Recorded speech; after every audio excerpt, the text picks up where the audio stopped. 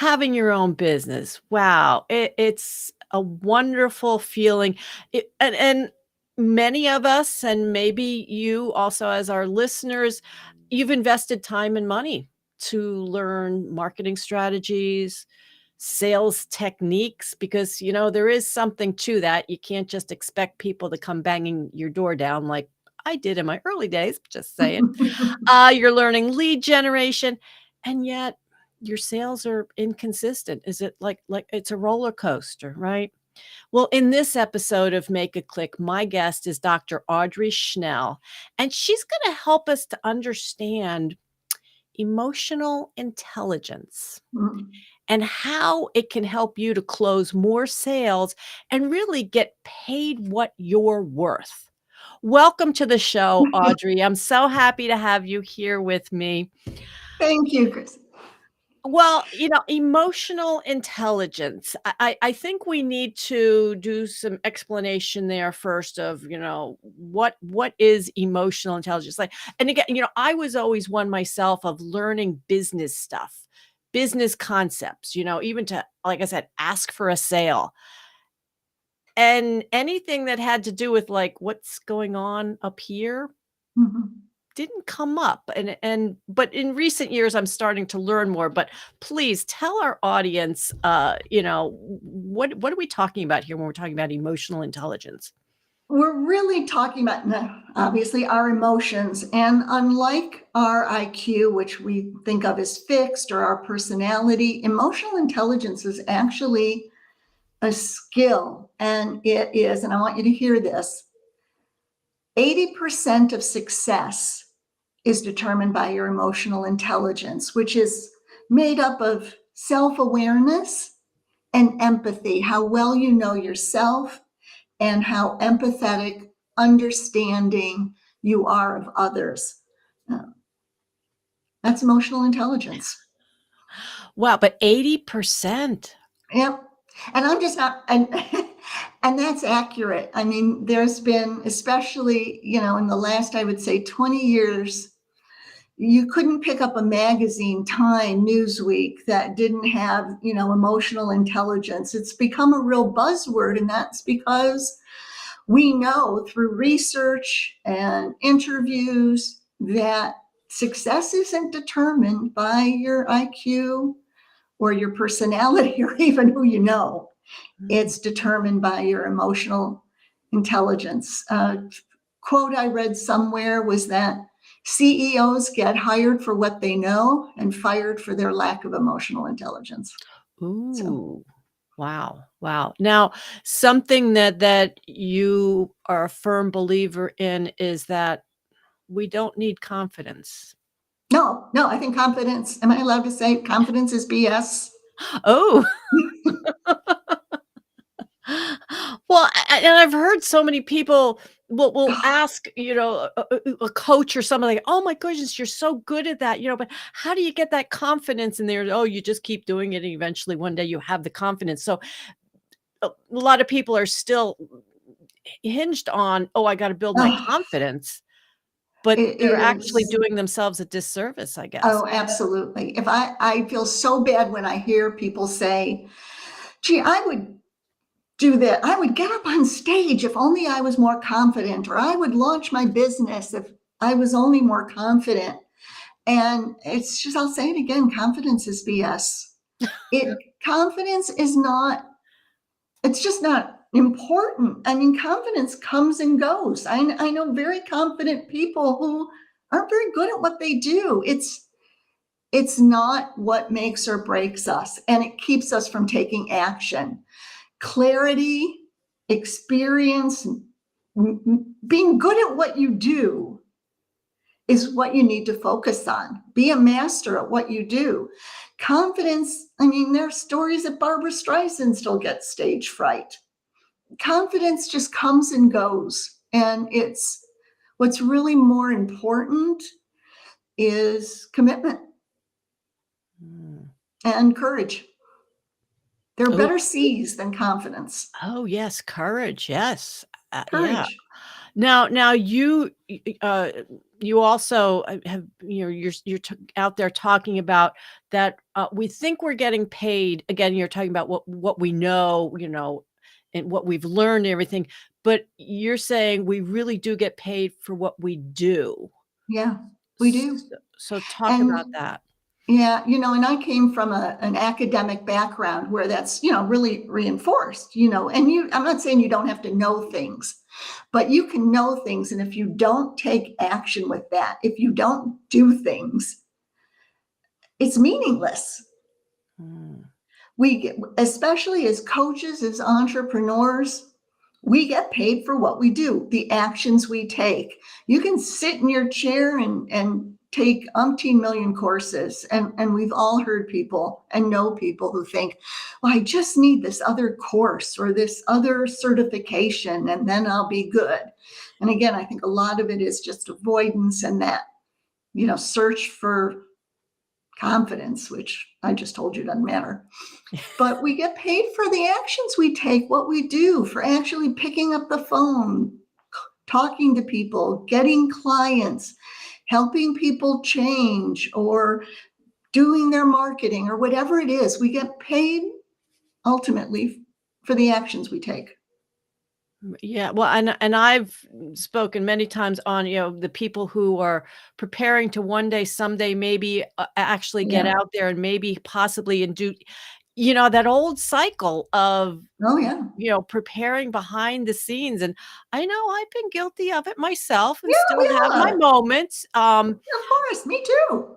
but Me yeah, too. We prepare to prepare. yes. And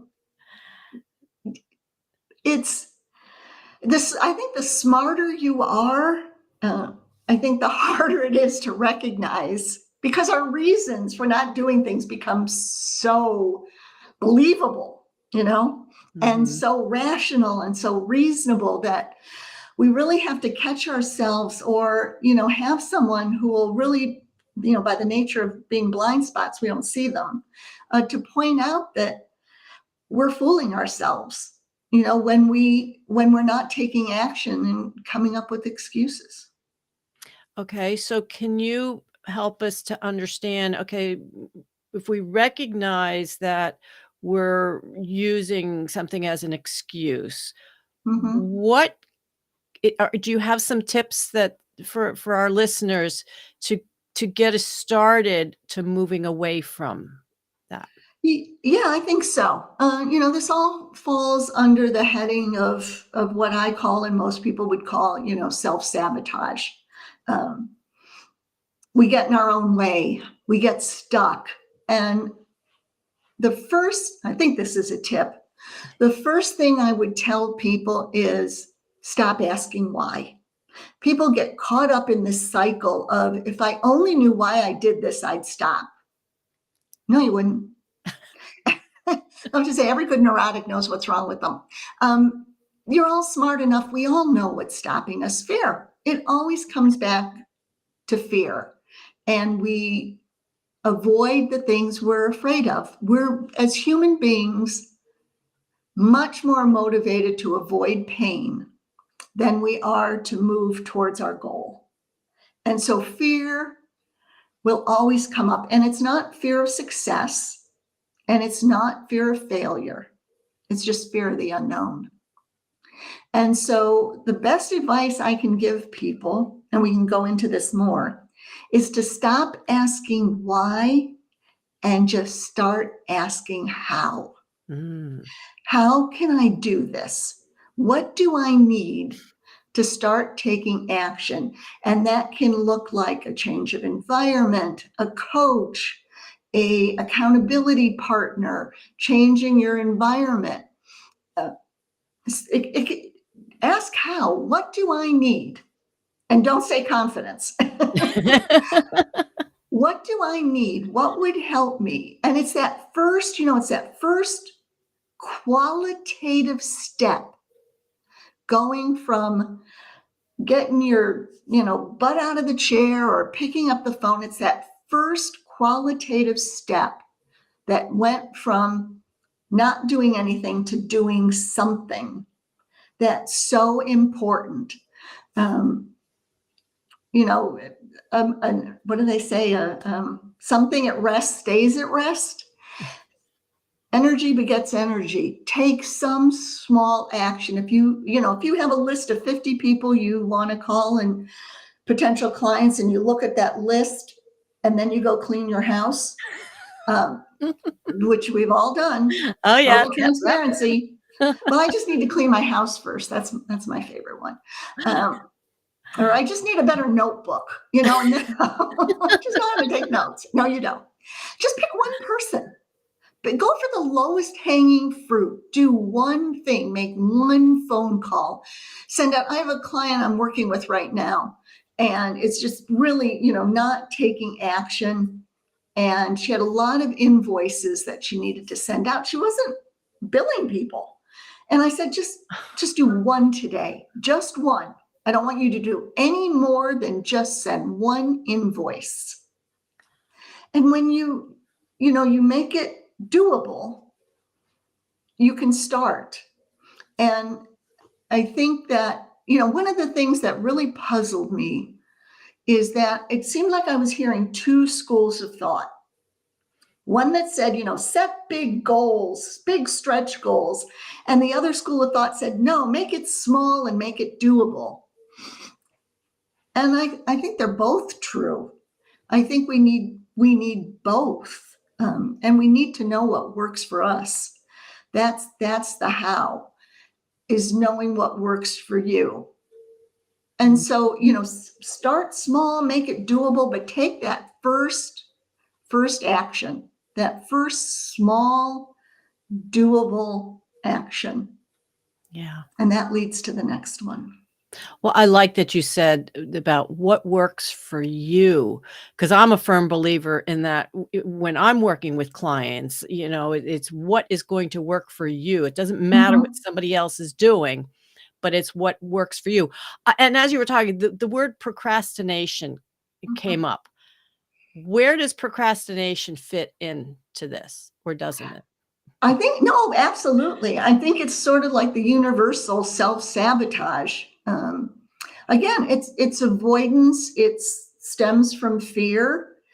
And we have to really take a good look at how are we procrastinating and ask ourselves, this is where I think, self-awareness really comes in. Am I procrastinating because I don't know how to start? Do I not have enough information? Have I not prioritized things? Do I need advice? Do I need help?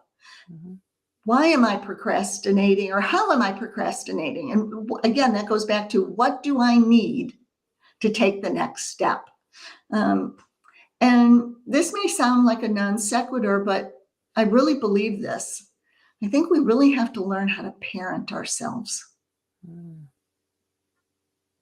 Yeah. Think about, because it's that inner child, what I call the toddler, where this is all stemming from, and we have, I can talk about all sorts of different archetypes I've come up with for our toddler self, but that self-awareness, how can you parent yourself? What would you do? How would you show self-compassion and guide your inner toddler to taking the action, overcoming the fear? And again, I don't think it's fear of failure or fear of success. It's just fear of the unknown. And we're biologically hardwired to not change. Yeah. Yeah. So this has been wonderful, Audrey. If our listeners want to learn more and get in touch with you, how can they do that? Just go to my website.